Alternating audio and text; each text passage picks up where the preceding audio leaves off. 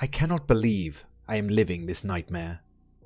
I, 33 female, found out my husband, 40 male, was having a 3-month-long affair. I found out the night of the 40th birthday I threw for him 13 days ago. The affair partner is 40 female with kids. My husband and I have 1 child. We've been together for 14 years and married for almost 10. It sounds crazy, but he's the last person you'd ever expect to do this. I was the only clueless idiot who thought my marriage was great. I genuinely thought we had that kind of bond that other people envied. I am not a perfect person by any means, but I am a damn good wife. I make a great living, cook meals 5 nights per week, and encourage him to spend time alone and with just friends or doing hobbies he enjoys. We had a good sex life, we had a funny banter and wit. I was just coasting through life, and the rug was pulled out from underneath me with no warning or consent. I feel like I'm swimming in a tank with no ladder or life ring, and I'm treading water in an endless nightmare. I found hundreds of emails where they told each other that they married the wrong person, that their bond was immediate, and they knew each other was the one. They emailed sex positions they wanted to try. There were messages about when myself or her husband would be at work so they could meet, and even messages about my daughter's birthday party. 2 days before D-Day, he told her that he couldn't wait to experience life with her. They talked of bringing kids to baseball practice and working on school projects together with kids. After confronting him when I found the emails, he is remorseful and wants to be with me. He said their messages were just talk and it was all fantasy. He's crying and remorseful, going to therapy with me, and doing all the things the therapist says. I told him I would give him a chance, but how can I ever look at him the same way? My life has been turned upside down. He was my partner, my husband, my hero. I guess I am ranting, but I also just need advice and a damn hug. I feel like I owe it to the 14 years of good times to try to make this work. I know eventually the anger and sting will fade, but how can I stay with someone who did this to me? I keep coming back to a few things. He'd still be doing it if I didn't catch him. How is he suddenly over her? How am I suddenly the right one for him? And can I ever trust him again? Update number 1. It's been 31 days from D-Day. I'm really struggling tonight. I just want to divorce and be gone. I read all of their messages, over 100 emails. My husband told this woman he married the wrong person. He said I was a good person with the wrong person. He said he wished he would have gotten with her sooner and married her instead. They made plans with our children. They talked of taking kids to baseball practice and school projects together.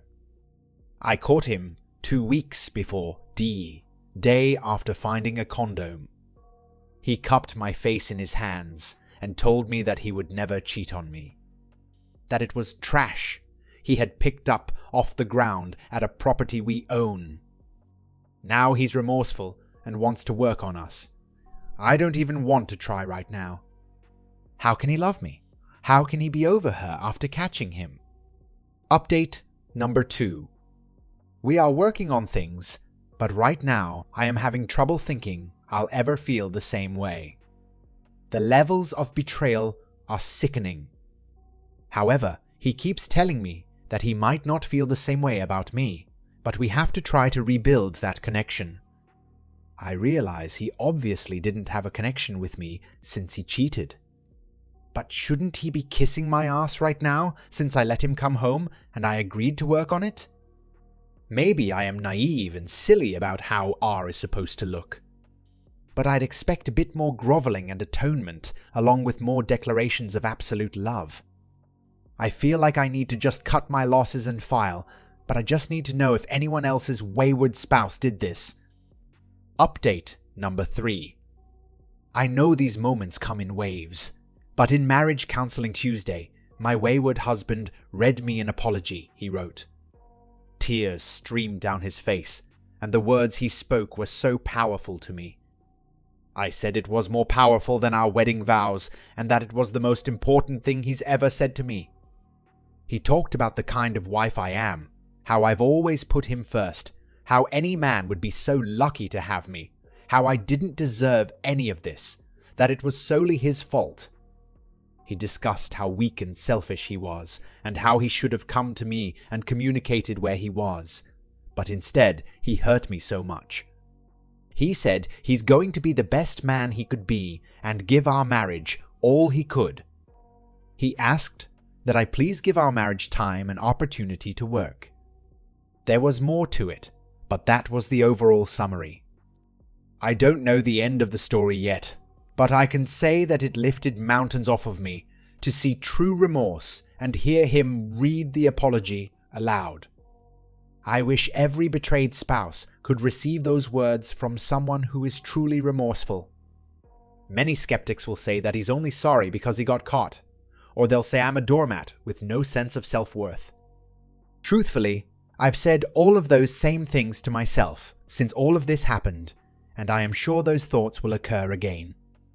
But to that I say, what do I have to lose by trying? I may have to remind myself of that very thing every now and then, but I have absolutely nothing to lose. If we make it through this, we can be a testament to true forgiveness, repentance, and love. If we don't make it through this, I can say that I extended grace and opportunity during the darkest time of my life to someone who didn't deserve it. Update number 4. Hey, it's me again. The person who got that beautiful apology from wayward husband. Guess what? Spoiler alert, he and affair partner met up again for closure and lied about it. The affair partner's husband contacted me last night and said he thought they met up and finally got affair partner to confess. My wayward husband lied to my face repeatedly and said affair partner was the liar and that they didn't meet up. Turns out he sent the affair partner an email to meet him so they could have closure. Even after I caught him, he said she just saw him driving down the road and he stopped. I finally pried it out of him that he emailed her. He said they just met up and had a goodbye discussion. He didn't want to tell me because he knew it would set us back in our reconciliation. Not as far back as more lies and betrayals set us back. We had made some rules. No contacting affair partner, 100% honesty. He's proven time and time again that he can lie to my face with no hesitation even when I have evidence. The affair partner's husband is devastated that the affair partner didn't ignore the email or confess about it. Wayward husband cried and said sorry over and over for the hurt he's caused. How I deserve none of it. How he can easily lie to me. That any man would be lucky to have me. How much he loves me. How he regretted everything, etc. He could have communicated that he needed closure. I could have asked why, or what good or bad it would do. They could have even had a third party present if it was truly something he couldn't deal with. He deceived me, saw her, lied over and over. He's moving out today. I still don't know the end of the story, but how could I ever trust someone who lies as easily as they breathe? Update number 5. He moved out the next morning, and I filed for divorce last week. I deserve better. I will not ever be someone's second choice. Anyone who could watch me writhing in pain the last several weeks and contact their affair partner, meet up with them, and lie about it is just morally bankrupt. No amount of time or counseling can ever change my mind. We amicably agreed on division of assets and custody, but I am struggling with so much these last few days. For some reason, it feels as though the affair is so fresh. The inadequacy is crippling right now. How could my sweet, strong husband do this to me and our life? I am so angry that he took my life and my security. I miss being my normal happy self. Why her? Why not me? I'm letting him come over for dinner to see our child every night, and he takes her every morning to daycare. Part of me thinks that's the problem. He thinks that we will get back together again someday, and his sense of entitlement makes me sick. I just miss comfort, passion, security, and happiness. Now I get my child half the time because he was a weak, entitled jerk. Update number 6. D-Day was in August, and my divorce is final next week. I am really struggling with the holidays right now. Yesterday I packed moving boxes of my soon-to-be ex-husband's things and started packing up half of my daughter's things. I got very drunk and called the affair partner and left her the most horrible voicemail and texted her some terrible things too. I sent screenshots of the messages she sent to my husband. I told her to never forget what she is capable of and that she's so woefully ordinary. I've contacted her 3 times since this started. Once on Die, once when I found out they met up again, and last night. The first 2 were warranted, but last night wasn't necessarily. I was upset that she has no consequences. Her family is intact. I deleted her contact info from my phone last night. I feel awful and humiliated today because it isn't my personality to lash out. I'm just really hurting that my life as I knew it is over. I am going to stop drinking for a while because I need to heal in better ways. I am usually so strong, but the holidays are making it worse. I just wish cheaters could feel our pain for even a split second. Update number 7. Tomorrow is 2 years since my divorce was final. Immediately after my divorce, I started dating a mutual friend who had also been cheated on, which ended spectacularly badly. But I learned a lot and there are no hard feelings. Since my divorce, I have gotten a huge promotion at work, traveled solo to a foreign country, marked something off of my bucket list, sold my house, and bought a new one. I took the most painful thing in my life and used it as a license to live my life to the fullest. For anyone going through infidelity, please remember that the best revenge is a life well lived. My ex-husband continues to co-parent decently well, but lies to my face. I found out through the other betrayed spouse that my ex-husband and the mistress were dating in March. They have a contentious divorce that is taking quite a while, but he and I are still close. I don't care who my ex-husband dates, but we had an agreement that we would let the other party know if we were to introduce our daughter to someone. I was hoping that if he was going to be with the other woman, they would at least give it some time to see if they could have a real relationship and go on dates before introducing kids. However, they immediately began introducing our children to one another and essentially just created a whole brand new family without giving me a heads up. I had suspicions that he and his mistress were having a baby, and he lied to my face. I think that's the part of this that hurts so much still. My ex-husband and I went through infertility issues, having 3 miscarriages. But now, the 2 of them have replaced their families to build this new one with seemingly no consequences. They just got to live out all the bullcrap they wrote in their messages. It isn't even that I want them to fail. I just have that nagging voice saying that's not fair when I think about how they're just living life. I have had to cut off some friends who have hung out with my ex-husband and the mistress. I'm very black and white about it. Accepting them as a couple is a direct betrayal to me. I view it as supporting 2 people who took my daughter away from me half of the time. It sounds harsh, but it's just the way I have to heal. I never had an argument or exchanged crosswords. I just blocked and ignored it. They know why I did it, and it's fine with me. My daughter loves the other woman and her children.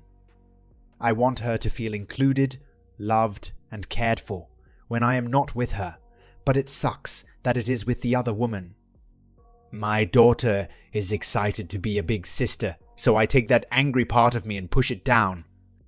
I encouraged her that she's going to be the best big sister ever. It isn't easy, but it's the right thing to do. Someday she will know the truth, and I hope she's able to look back and see all that I shouldered to ensure she had a loving childhood. Co-parenting is going as well as it can. I don't have to see him or the other woman often, and we have 50-50 custody. Infidelity is odd like that. Some days you don't even think about it, and some days the slightest thing reminds you of a message you saw on your spouse's phone or a phrase they said to each other, and then you just think, how the hell did I get here? I do that a lot. I'm dating a really great guy, but he's 7 years younger than I am. I think there are long-term incompatibilities, but it's really nice to be cared for and treated well. I've been very clear that being married again isn't part of what I see for myself, and ultimately I think that might be a deal breaker for him. He's also got a little bit of growing up to do, but I suppose that's all of us. He's encouraging and supportive, and has been very understanding about dating someone who has been through a massive betrayal. Lastly, I want to encourage a few things. The first is that no matter what happens to you, what job you have, who loves or doesn't love you, you are worthy of love and whole on your own. You deserve so much more than someone betraying you. I acted very swiftly in my divorce and left 6 weeks after D-Day. Not everyone has that option, but please, please know your worth. I'd also like to encourage some honest communication.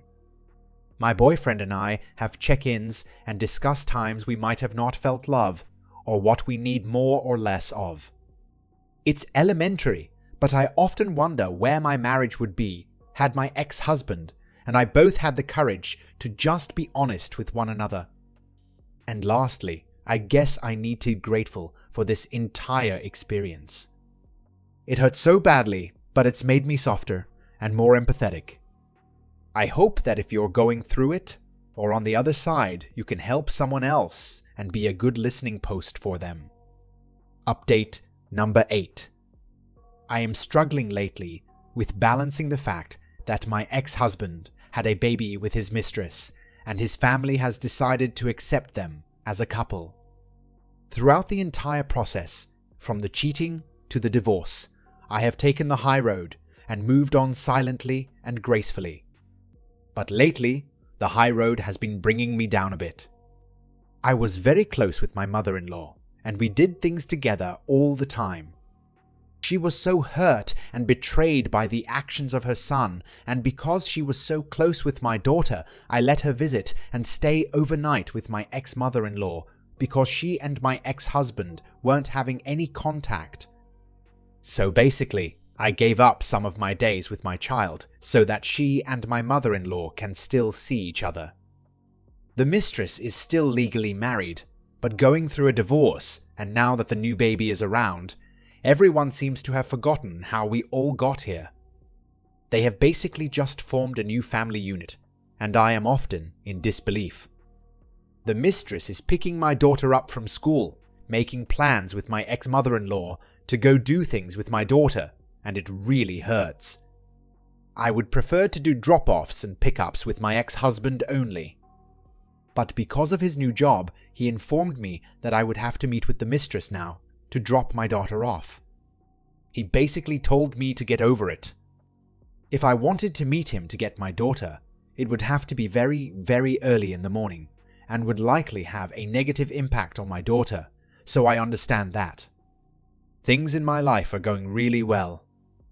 I have a great job, I just bought a beautiful new home, I have great friends, an active social life, and overall, I am a happy person. But even as I write this, tears are streaming down my face because I feel like there was no justice. When I began dating someone, I waited 6 months to introduce him to my daughter. We do things sometimes with the three of us, but it is very clear that he is someone I am dating, and I am not trying to put him into a stepfather role. My ex-husband immediately formed a new family with this woman, and it just blows my mind how I am just supposed to take it. My daughter is getting to the age where she's asking questions. I again take the high road and tell her that we don't live in the same house anymore, but she's got 2 houses of people who love her and care for her. My daughter is sharing a bed with one of her future step-siblings at my ex's house, and she isn't sleeping well. I tried to address it with him, but he refused to buy her a separate bed and said it's just not possible.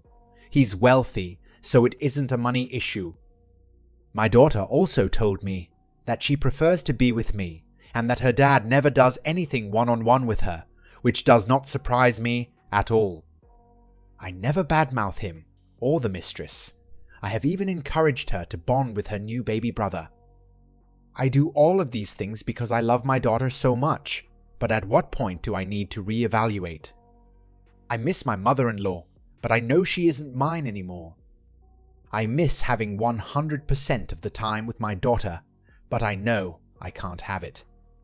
And I miss people having integrity and a backbone, standing up against people who cheat. I'm not even sure what I'm asking for. I just want to know if it gets better and if anyone can recommend an easier way for me to balance it all. That's where today's story ends. I think she tried her hardest to make it work between them, even taking a higher end to not badmouth about her husband to her daughter. The path of recovering from infidelity is hard and very long, but it is a path worth taking to gain self-confidence and self-worth. I hope you learned something from this story. What do you think about this story? Your advice is greatly appreciated. Once again, if you haven't subscribed to my channel yet, please do, and help me reach the 1,000 subscriber milestone.